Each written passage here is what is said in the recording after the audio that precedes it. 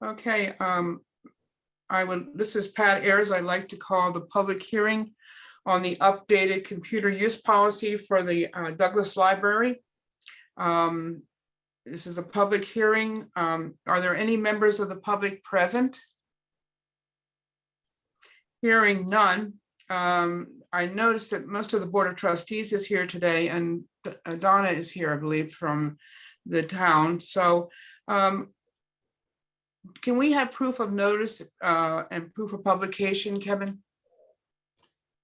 So proof of notice, we were published in the River East in November, and it's been posted on the website for over 30 days. And what else were you asking for, Pat? I'm sorry. I was just proof of notice and proof of publication, which you did both right then. So, okay. So would you mind, Kevin, reading the new language into the record, please? Sure.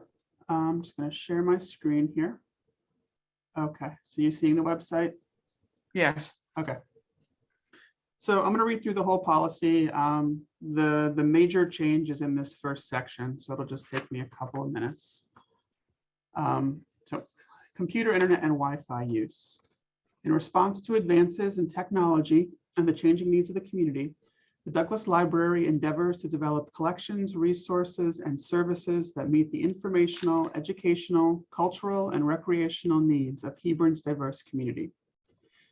In compliance with the Child Internet Protection Act, or CIPA, the Douglas Library filters all its computers and all access to the internet through its network to protect against access to obscene visual depictions, child pornography, and/or other material harmful to minors as required by law. The filter may unintentionally block sites that have legitimate research value and fail to block objectionable content. Users should be aware that internet filtering software installed for CIPA compliance should not substitute for individual judgment and/or parental involvement and oversight. Library staff will disable filtered internet access to persons 18 or older who request it for bona fide research or any other lawful purposes.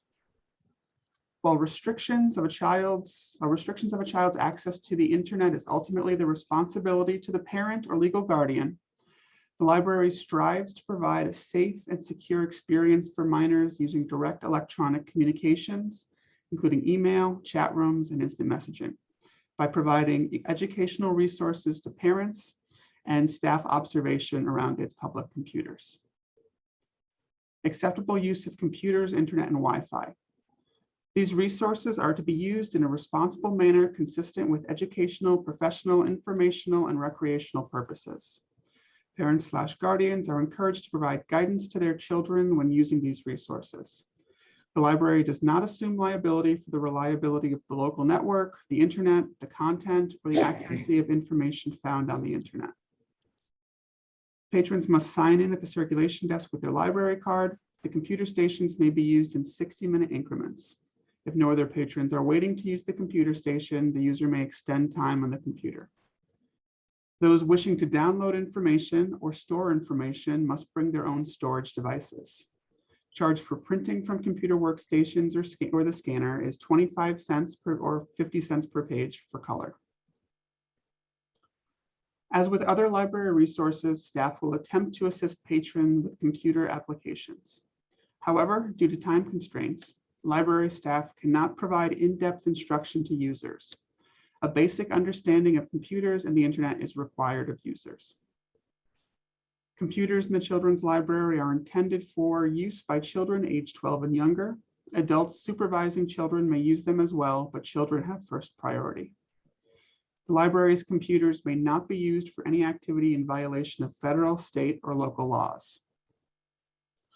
Unacceptable use of computers, internet, and Wi-Fi.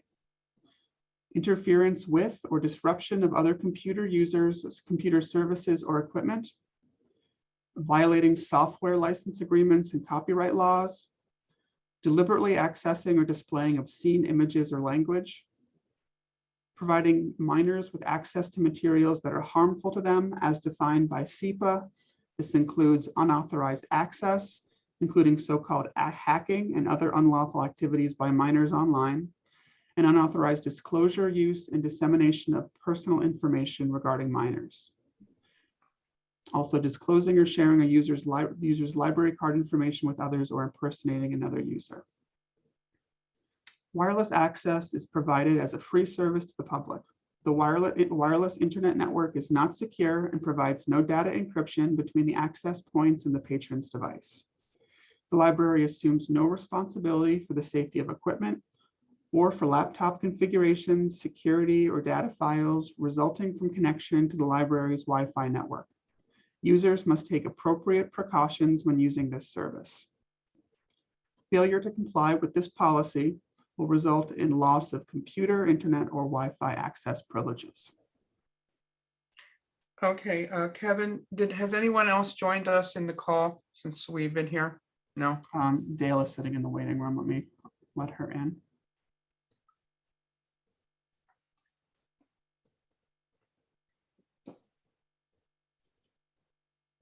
And if you would make a note of the members of the Board of Trustees and other people who are present on this call, but are not members, well, I guess for this purpose, we're members of the public. Do you want me just to make auditory mention of them or just in the minutes? I'll just make a mention in the minutes if you would, Okay. please. Okay, did anyone from who's online now have any comments or additions or anything they want to state on the record regarding this new policy? Okay. I guess questions can be submitted to Kevin if necessary, but I think we've completed the public hearing portion of this meeting. Do we need an official motion to close the public hearing? I believe that I can adjourn the public hearing. Is that correct, Gail? Oh, Gail, you're muted.